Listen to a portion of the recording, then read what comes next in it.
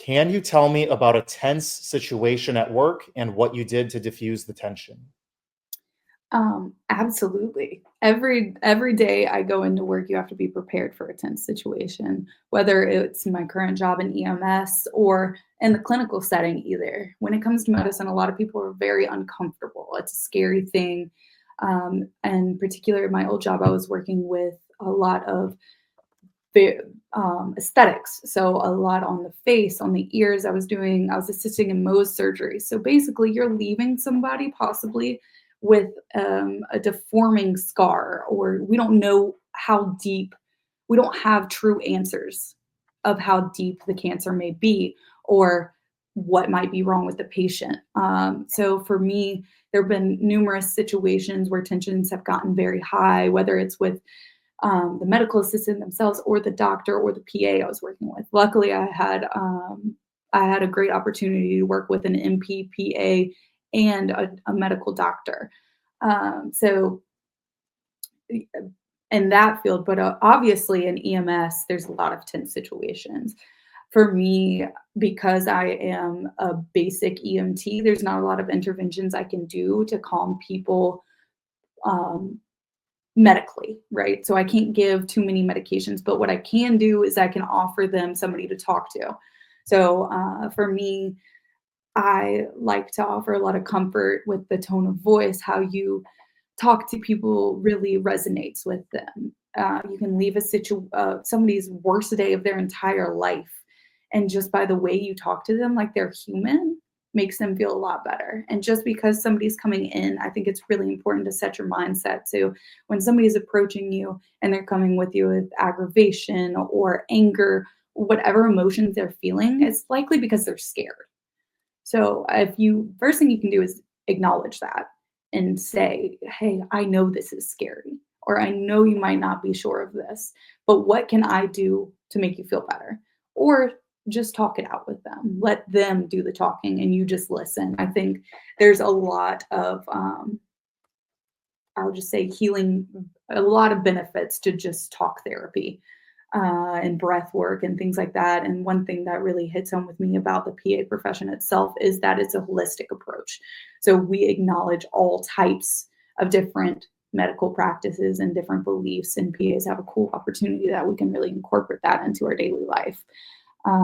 I can give specific examples, but there are honestly too many to count of situations I've had that I've had to diffuse. And just staying calm is the main thing, and keeping a calm tone of voice, and don't let the situation overwhelm you. You said that you can give countless examples of when this had to happen. Can you give one example? Yeah, so for me recently, I was doing a ride along and we had a patient who had had a seizure, and the patient themselves was a young adult, and she wasn't really with it. Her LOC was really low. She didn't really know what was going on, but her mom came with us. And her mom had had a really bad situation happen with EMS providers previously. And so she had a huge distrust in the system. They came from a place where they were definitely a lower income family where heavy bills were coming through. They didn't have insurance. They were scared to get on the ambulance in general. So it took some conversations to happen. She almost was a bit aggravated with us being there at all, but she wanted to help her child.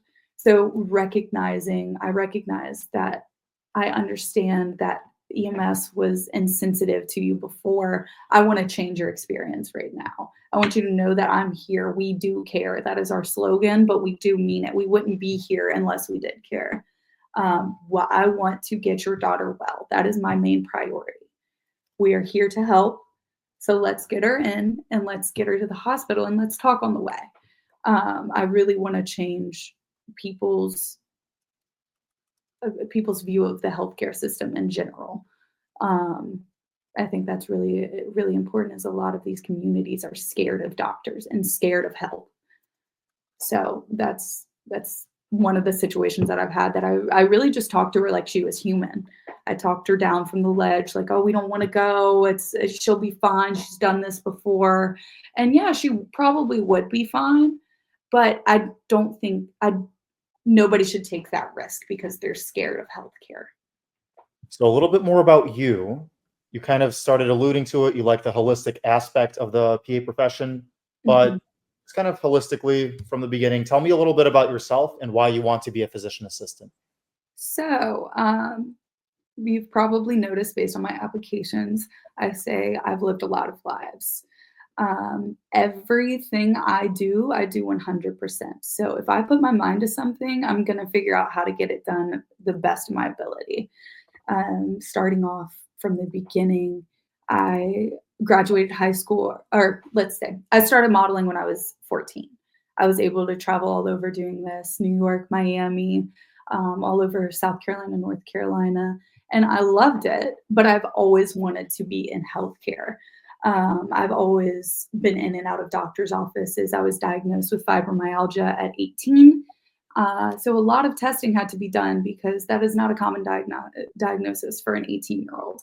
I dealt with a lot of pain, a lot of uncertainty, and throughout that process, I met a lot of different PAs that kind of gave me the guidance that I was looking for.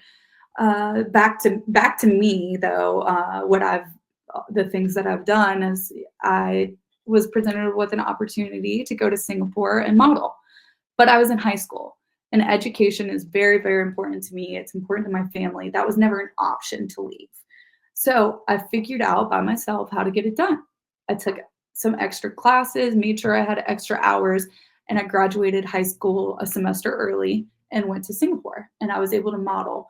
I came back in time and I walked my high school graduation because that was something important to me.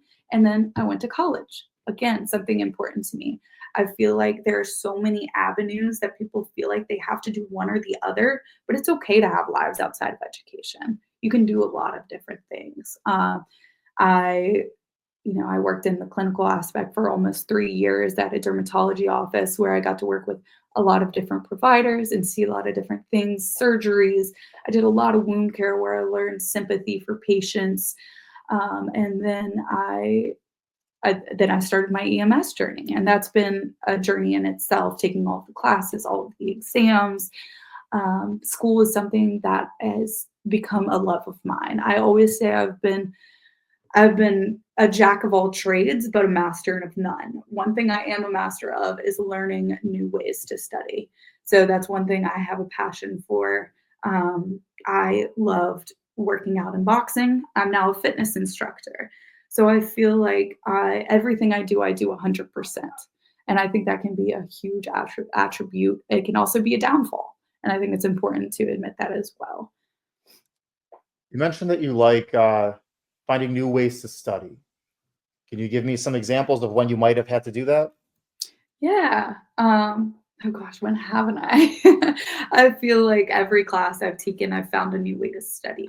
When I was taking my psych courses, I realized creating these flow charts was really helpful for me with little graphics attached, and then kind of veering off into the different processes. I did a lot of, I really enjoyed the neuroscience side of things. So I would attach that and then everything flowed into one. So remembering that one big thing was a lot easier to me than remembering the separate parts because it was one link to another. So making those links are really big. I'm also a super visual learner, so I like to physically write everything. I can do the iPads and things like that, but when it comes to my one-on-one study time, I have a whiteboard. I love to use my whiteboard. I have flashcards. Flashcards, the repetition is really, really good for me. I also just look forward to it. Um, I I love to study as nerdy as it sounds. I really think it's a lot of fun.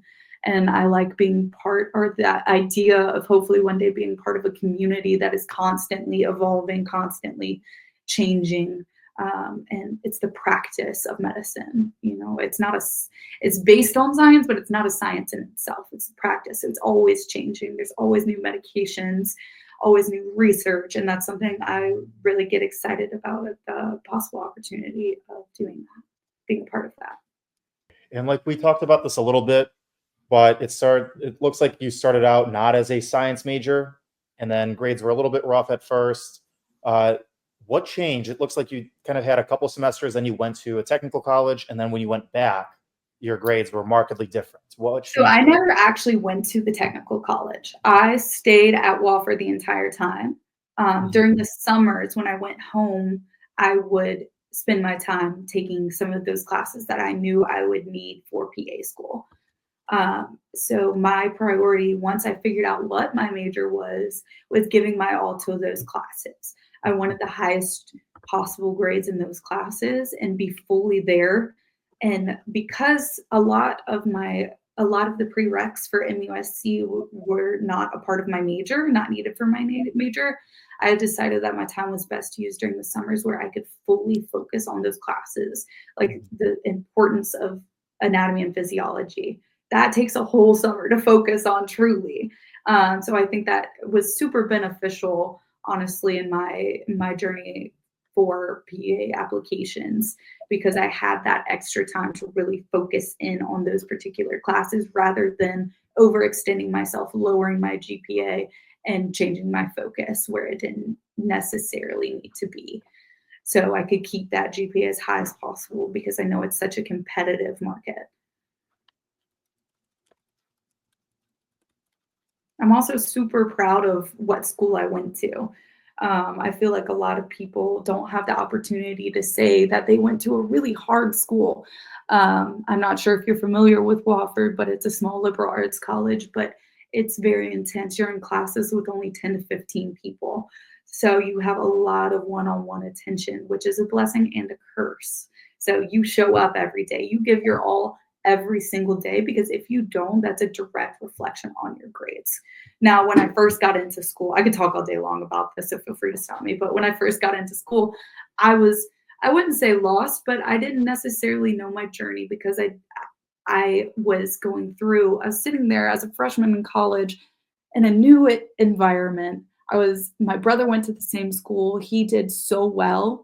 And I felt a lot of the times I felt like I was just his little sister. So I was finding myself. I also had realized I was dyslexic and ADHD. So not only was I sitting in these pretty hard college classes, but then turning around and sitting down, learning your ABCs again and your sounds again for the dyslexia aspect of things.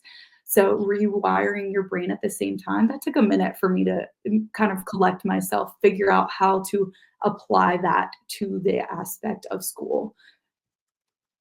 So, that's one thing I'm really excited about this program is in general is it's so highly regarded. I want to be a part of a program that I can wear it proudly on my chest and say, yeah, I went to X, Y, and Z.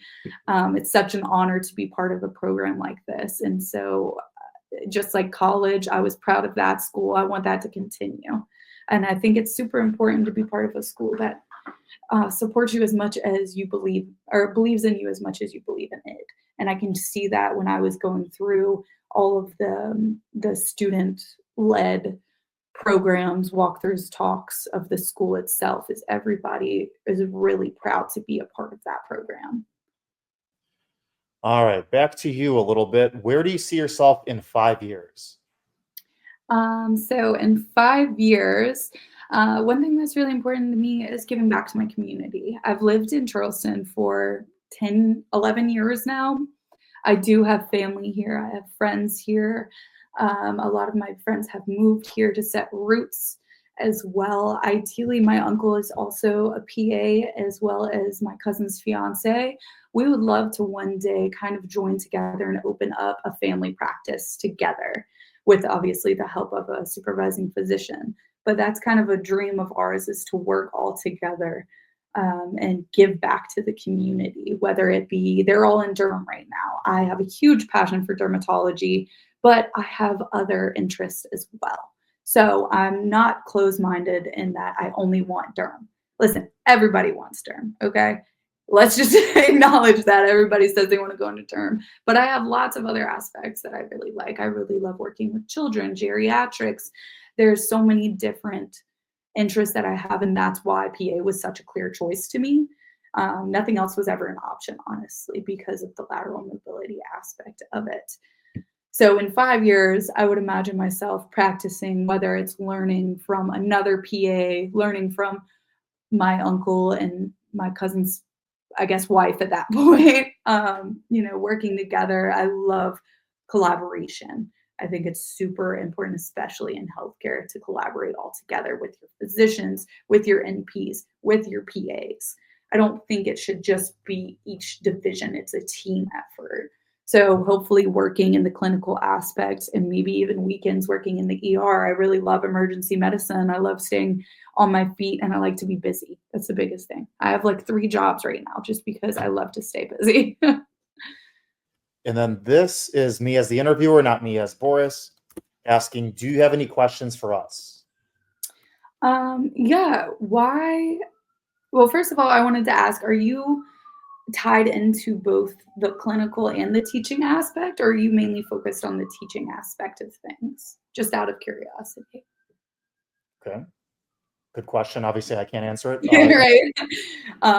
So I would listen to your answer. And then I would also ask, what is your one of your favorite what makes you proud to be a part of MUSC? Like, why what is one thing that stands out to you that makes you proud to be a part of this program? Okay, formal portion, at least for now, is over, so you can breathe. All right, how'd you feel? Um, I'm a yapper, so I feel like some of the yapping could be cut down. A little bit. You're like an 8 out of 10 yapper. Like you can usually kind of get back to the point. Mhm. So not terrible. It was a little hard to follow at sometimes, and Yeah. sometimes it didn't come together fully. But it's not a speech; it's an interview, so that's kind of okay.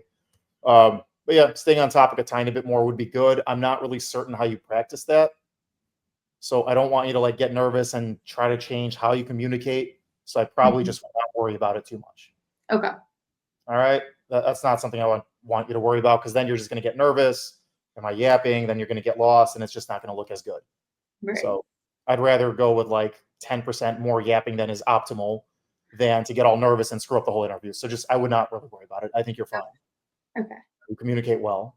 That Uh, first question definitely threw me off. which one? The first question First question. about the board game. Oh, okay. I know that's like to do that, but I didn't really play board games growing up. Well, fair. I mean, I think you answered it quite well. But we'll go through the questions individually in a little bit. Other feedback, other things that kind of came up for you that you thought were more difficult than you expected. Um, This is the first time you really practiced, right? yeah, like fully. Yeah. Yes. I don't know, it's all kinda just hard. It's Yeah. hard for me to pull out, when you ask for the specific situation, it's hard for Mhm. me to pull out specifics of what people said because I get all the different stories kind of intertwined. Mhm. So that part was a little hard for me to be like, "Oh, she said this, I did this." Whereas when I was kind of fresh in the clinical aspect of things, it was easier for me, but now that I haven't been doing derm for a while, I haven't had too much I've done a lot of ride-alongs, but one-on-one patient care, it's usually like a team. You've got your medics and your other BLS because I'm just third reg right now. Mhm. But I Yeah. found out to pick out a specific situation. Have you watched enough of my videos to know that I kind of harp on trying to get a specific situation in there? Mhm. Okay, fair enough. It doesn't have to be every time. Like my mock interview earlier today, I didn't like I tried to tell him you don't want to be a robot and Mhm. have the exact same format and script for every answer. Like, thank you for the question. This is my response. Here is when it happened to me. Okay, Mhm. now I'll summarize. Like that's going to be super robotic. It's just not very personal. Um, but if you can dress it up, especially if you make a big blanket statement, particularly about the 4 important things that I'm going to tell you about, I Okay. want to example if possible. One good thing that I feel like you did, and don't feel like you need to take notes. That's why we're recording this. True. Yeah, It's so true. yeah. I mean, you can if you want, but like I'm going to give you this recording, so just kind Okay. of stay engaged if you can. I actually found that it was better like in lecture when I would just like listen, even if it sounded confusing and I was sleepy, like then try to scribble stuff down. Because when you scribble stuff down, you like miss stuff. Mhm. That Even makes though we're on Zoom, which is not optimal to communicate. I like in person too, but it's more similar to like because like we're built to remember this. We're not Mhm. built to remember this. Right. That's true. So something, even if you can't like put it into words, will stick and it'll come out at the right moment. At least that's what I believe, but I'm also like spiritual woo-woo, I guess. But I feel like if it's going to work out, it's going to work out. And like Mhm. something that I say right now, you may not remember, but it'll just work, Okay. Yeah. So I'll just kind of focus and just be in the moment. Right. Um, so there's that. One thing I think that you did very, very, very well is you made it conversational. Kind of. You didn't like ask me a whole lot of stuff. You didn't like go back and forth, which I think you could do if it's a very like personable interviewer. Mhm. But what you kind of did is you kind of blended responses to multiple questions, which is good. It's bad and it's good. It's bad because now I'm running out of questions and I'm like, crap, what am I supposed to ask her now? It's good because like you're not answering the question like a robot and just saying like, okay, this is my response to this one little thing. You're just like you're using it to say what you want to say about yourself, which is better. Mhm. So I think you did that fantastically well, and I'll show you exactly how. Okay, Thank thank you. absolutely. Don't worry, there's definitely going to be some polish as well as some praise. Sorry, So, huh? there's dog. If there's a dog on camera, I'm going to be very happy. Well, there are 2 waiting outside the door. Oh, let him in. Let him in. Let him in. I'm obsessed. It'll be too hard to get them out. I'll show them at the end, though. Are they big dogs?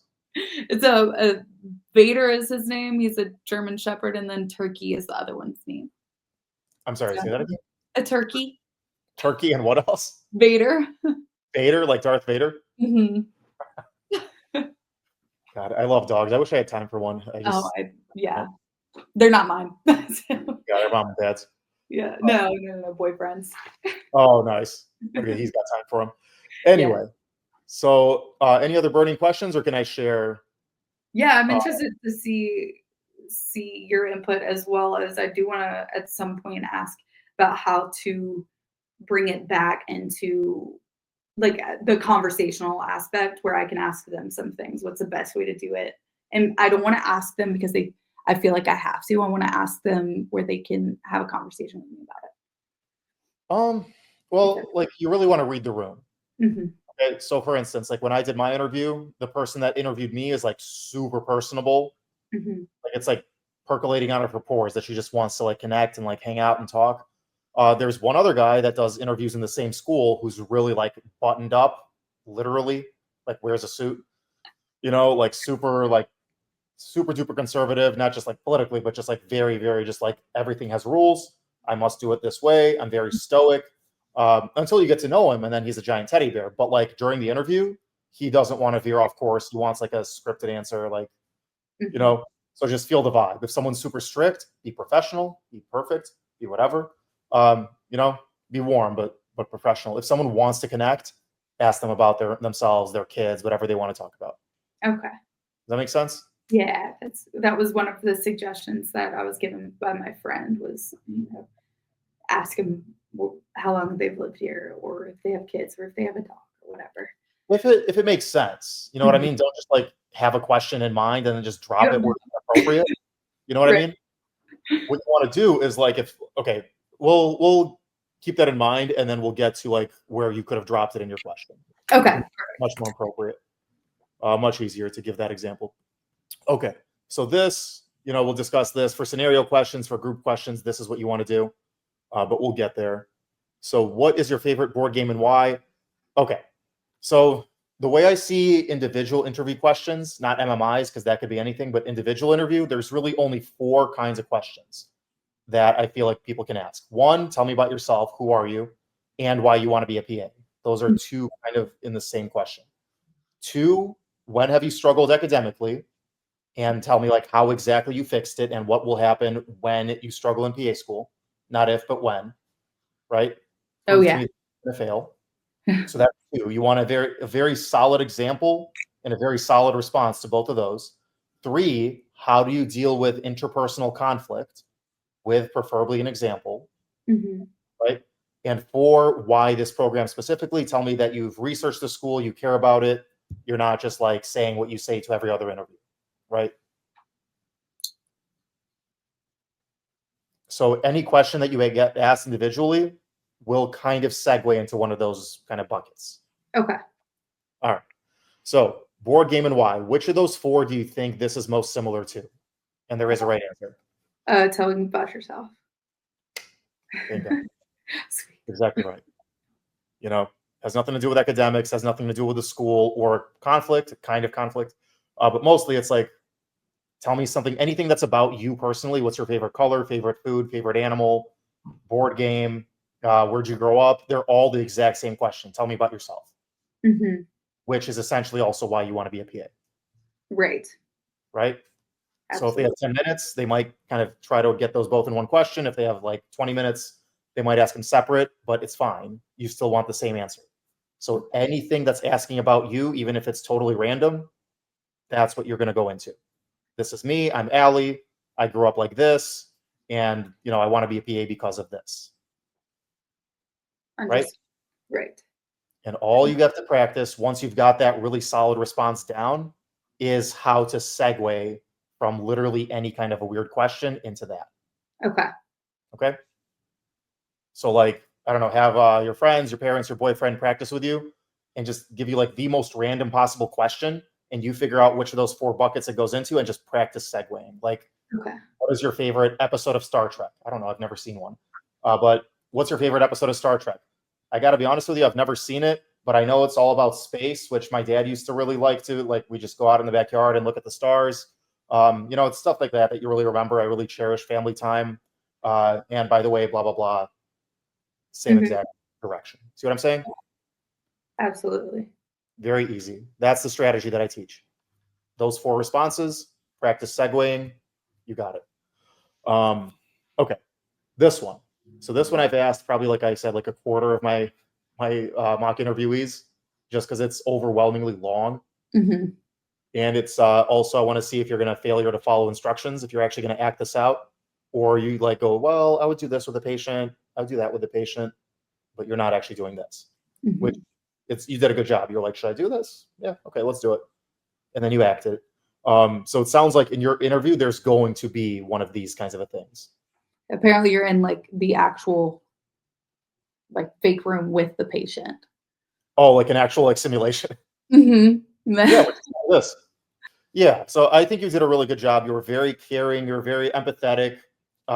You didn't like you kind of use a lot of medical jargon when obviously I kind of demonstrated that she wasn't super educated. Right. I probably would have toned that down, but no, overall, very, very good answer here. Very empathetic, very caring. Oh, I know that's scary, blah, blah, blah. Like, very good. Very, very good. Okay. Sweet. So this one, not a whole lot of feedback, to be honest with you. This one. So out of those four buckets, obviously interpersonal conflict, right? Mhm. Okay. Absolutely. Every day you're prepared for a tense situation. You don't know what's gonna happen. No, exactly. At my old job, I was working in aesthetics. So this kind of made sense. Actually, when you said this, I was like, are you serious? What are we talking about here? And then you explained it and it made a lot of sense. Mhm. Um, Sometimes tension gets high. Fortunately, I got to work with these folks. Not sure what you mean by that. Like, you didn't really give much of an example. Okay. Yeah, I mainly meant with, the patients, their tensions get higher and higher as the procedure goes on. They can be Mhm. there all day. Sure. Their hole in their face gets bigger and bigger. Mhm. So as that happens, tensions tend to get higher and higher because they're anxious. And then So I just jumped, I'm so ADHD. here's one thing to try to keep in mind is try to be empathetic to the listener. Mhm, So you saying that after you just said what you just said now makes a whole lot of sense. That was in your head and you connected those two things, but mhm. that second part never made it out of your mouth. So I had no idea. Right. That's why this seems very random and like out of And place. looking back on it, I can see it now, but as it was coming out, yeah, I see Mhm. what you mean. So it's going to take some practice. And it's also like when you see yourself like play this back and you think about this feedback and then you see yourself say it, you're like, wait, okay. As an objective bystander, I don't like how I felt when I heard that because I'm confused. I Mhm. don't want to do that to people. So I'm going to explain a little bit more. Okay. Just think out loud, get like whatever's in your brain, just kind of share it. Don't overshare it. That's why it takes practice. But, if this happens, it's not the end of the world. But it would be Mhm. better if you explained like what was connecting in your brain with this, right? And this just seemed really random. I'm not really sure where you were going with that. I was just trying to throw in I'd seen a lot of different, how different providers respond differently to said tensions. And I think it's nice that I've been able to work with NPs, PAs, and medical doctors when determining what I wanted to do, which I always knew PA, but I think you're easily swayed, especially between NP and PAs, Mhm. um, to, to kind of flip flop between the two, but seeing how PAs tend to in my experience, I saw how my PA would talk a lot to the medical doctors and, get a lot of advice from them, and the medical doctor even went to the PA multiple times as Oh, well. wow. And then the nurse practitioner, which I mean, she was great, and she really focused and I felt like on the caring aspect of things, but I feel like a lot of people only get I don't want MUSC to see the number of hours I have at that practice and think I was only under one person that whole time. So I was lucky in that I got to work with medical doctors, NPs, and PAs as their assistant, Mhm. um, and that I got to see surgeries and things like that. Yeah. I mean, what you just said makes a lot of sense. I don't exactly see exactly how it connects to this. It doesn't. Yeah. Okay, interesting. I was just trying to throw it in there, and I think I word vomited it a little bit. A little bit, which again, if that happens, it's not the end of the world because this is a good thing to word vomit. Like, oh, by the way, I've got experience with multiple providers. Like, Mhm, okay, that has nothing to do with what we're talking about, but it is a good nugget in and of itself. So mhm. fine, like, I'll take it. But it's Yeah, yeah. just with practice, it'll get more polished. That's fine.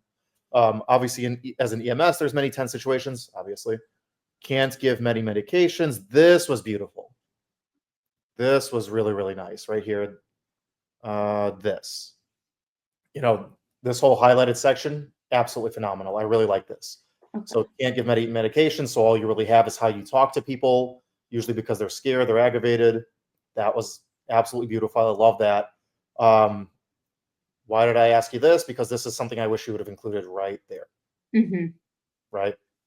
Right. Like it could have been you could have mentioned this kind of quickly, Mhm. but it would have still just like really dressed it up a little bit more, Okay. you know?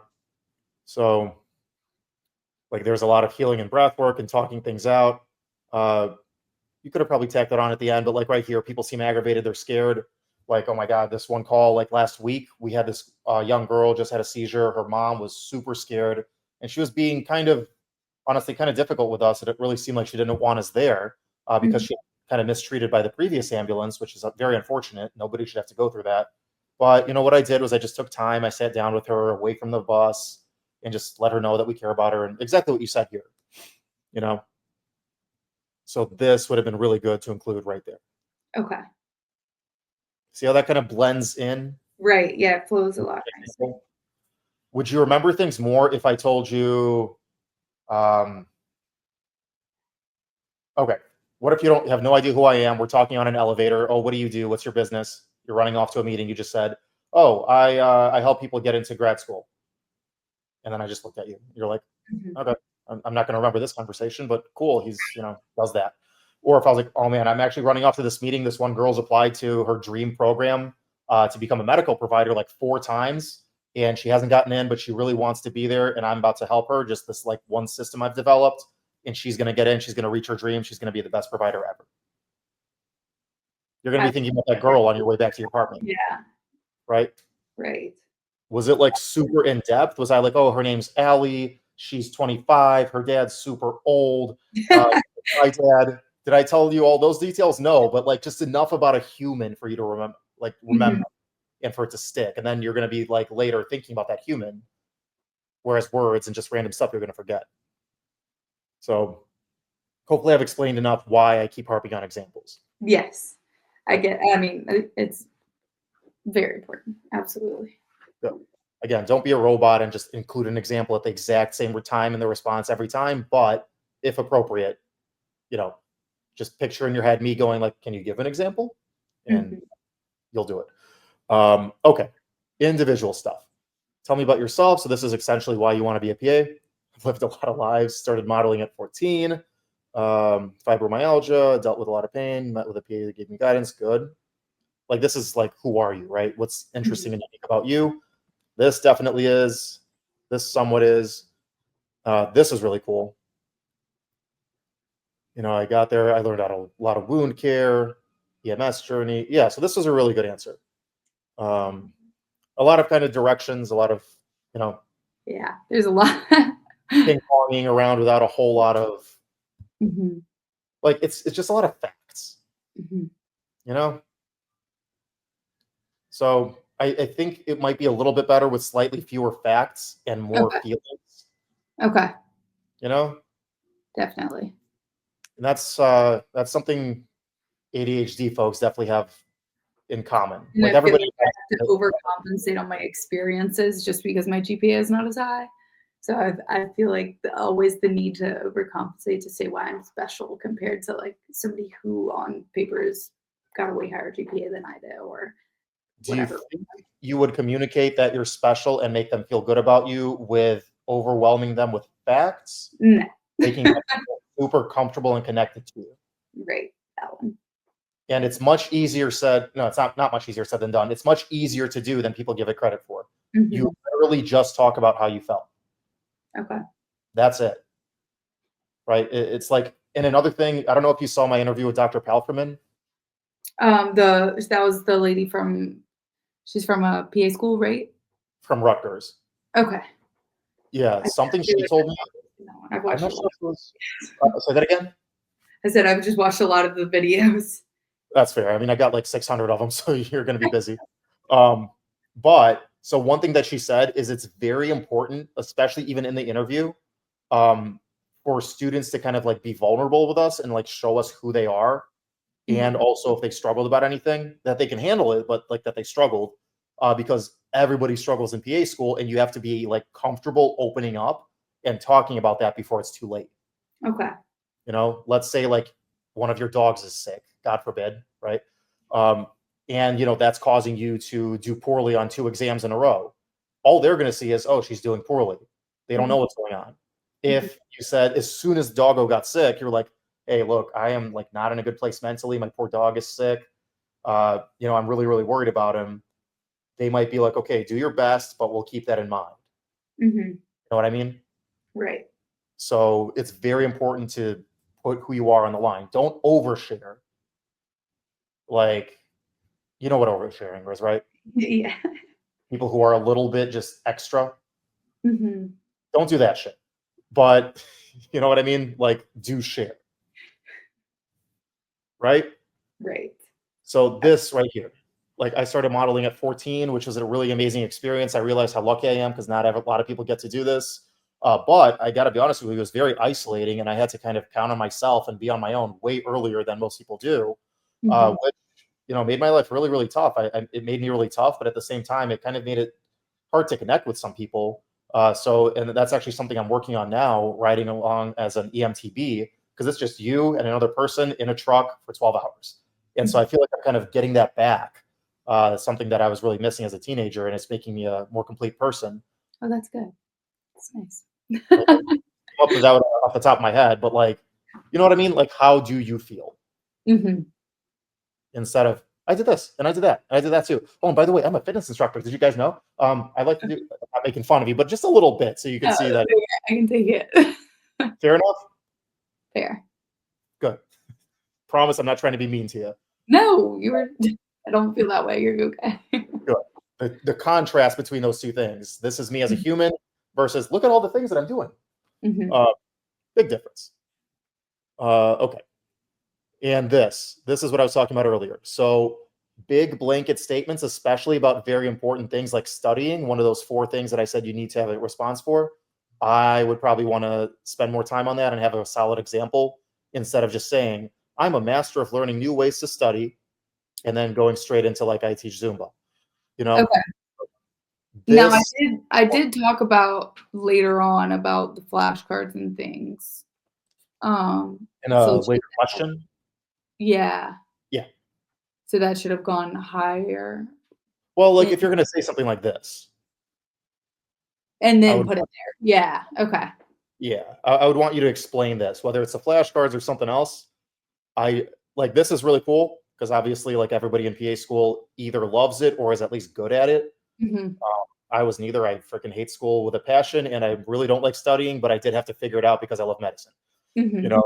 So I'm not as big of a nerd as some people in my class were. But like if you say something like this, I would really, really want you to give examples because Okay. this is like basically okay. These people's job is to find someone that's not going to fail out of the program. So Right. if you talk about in great detail exactly how you study, how things were difficult, and how you overcame them, and how you're totally ready, that's music to their ears. Mhm. Right? I mean, and there were I literally just forgot everything I was about to say. Take your Yeah, time. I'm following. It'll come back to me. It will, and it'll be better next time when it comes back. So that's fine. Mhm. But yeah, absolutely music to their ears if you can prove that you are good at studying with specifics. So Mhm. this every class I've been to in psych, I made flowcharts, which is very true. Um, really good with like biochem and stuff like that too. Um, I love learning the neuroscience. I'm also a visual learner. This is a hot tip. Yeah, learning styles. If you could Mhm. bring that up in like examples, A plus. You know, Okay. repetition is good for me. I look forward to studying. It's a lot of fun. I know Uh, it's weird but it's so true. Like, I really do. I miss studying. That's why I liked going back to EMT because I got to study again.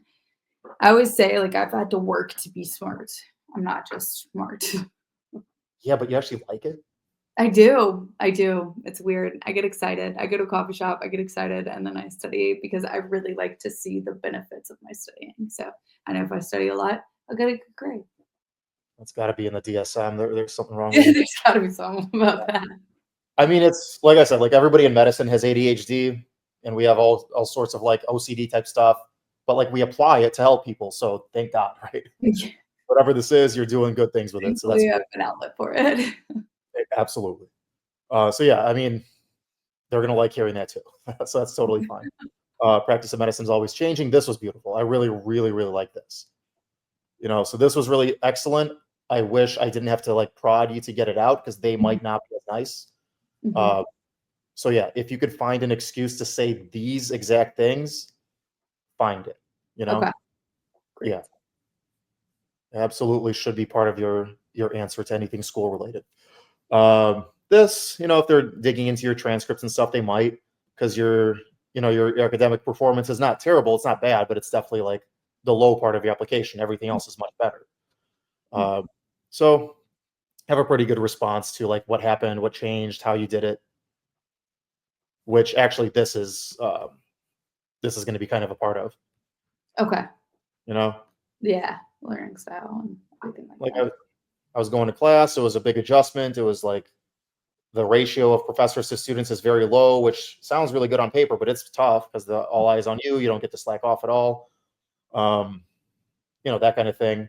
And then I was just kind of really enjoying learning, but I didn't take things seriously. I didn't know GPA was such a big deal until I realized what I wanted to do and how competitive it was. And that's when I took it serious and did all this stuff and, got better. Cool.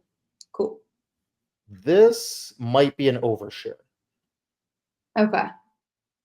If you need more time on exams, this is between you and the program director. The interviewers don't need to know this, and it's probably better that they don't. Okay, cool. I don't need extra time either. That's good too.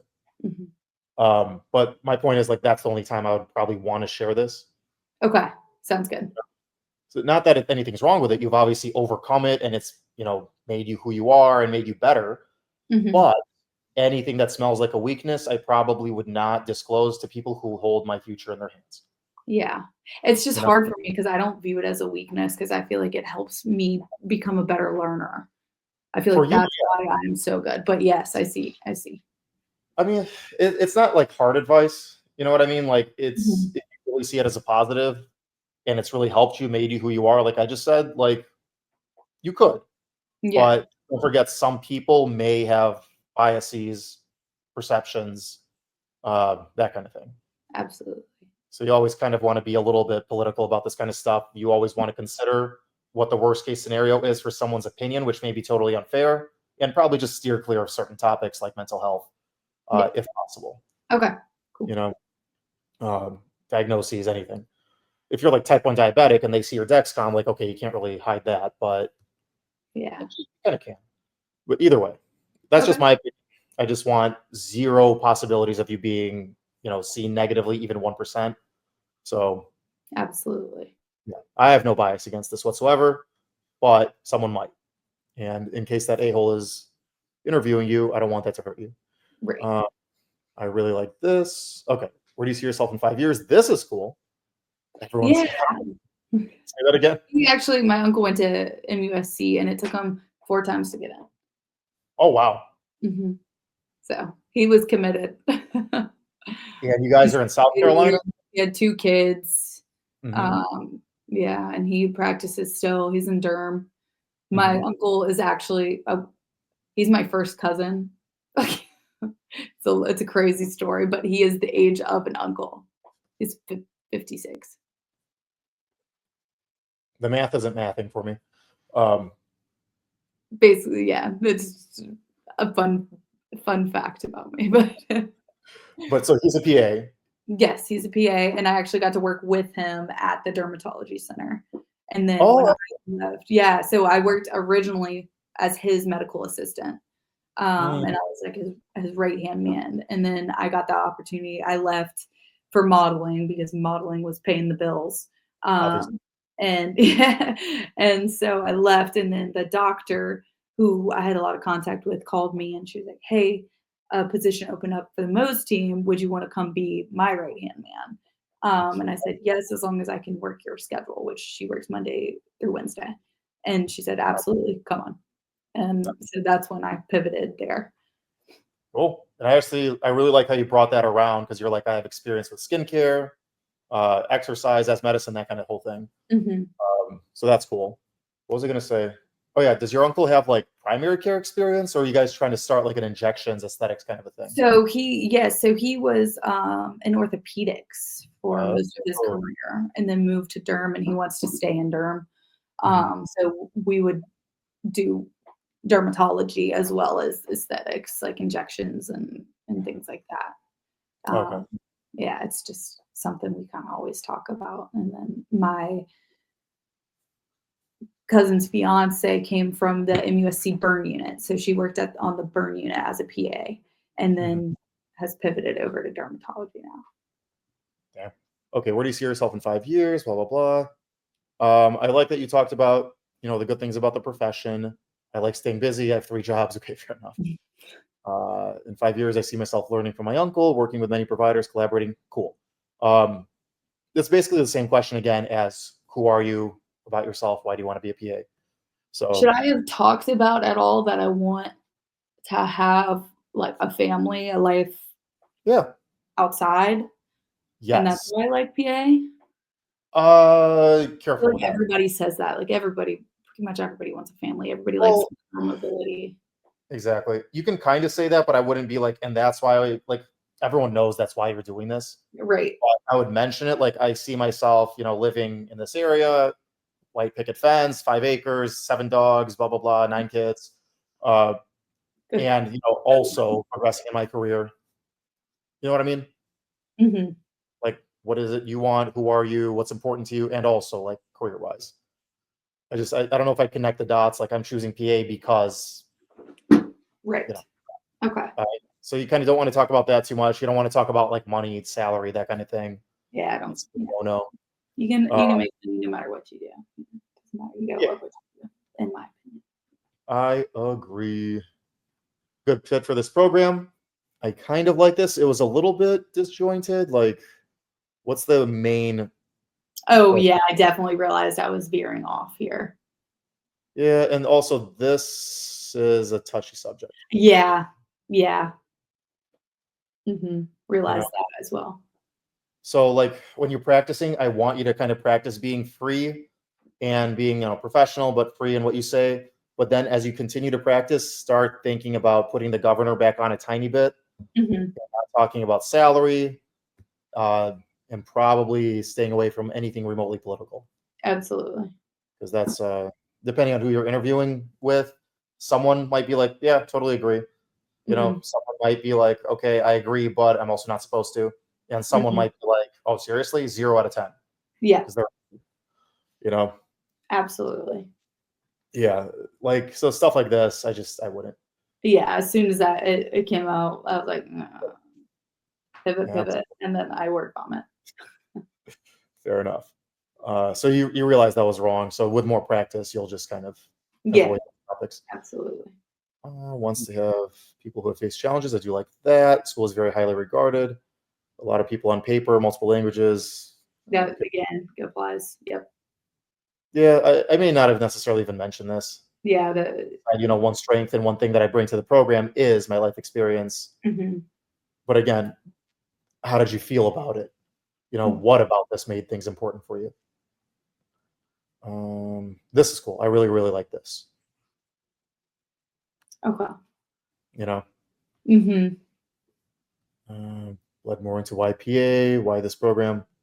So you said that just to me, right? You wouldn't actually say that in the interview? I'd say that to them, yeah. Oh, fair enough. Do you have any questions for us? This is pretty cool. So you're kind of trying to start a conversation here, right? You're saying, Mhm. are you involved in didactic? Are you involved in clinical? Like, what's your role in the program? So that's fine to ask, and then just have a short conversation about that. Um, it would probably be weird if you led with that because it's like you're trying to have a conversation with them rather than taking advantage of the opportunity to like learn more about the program. Mhm.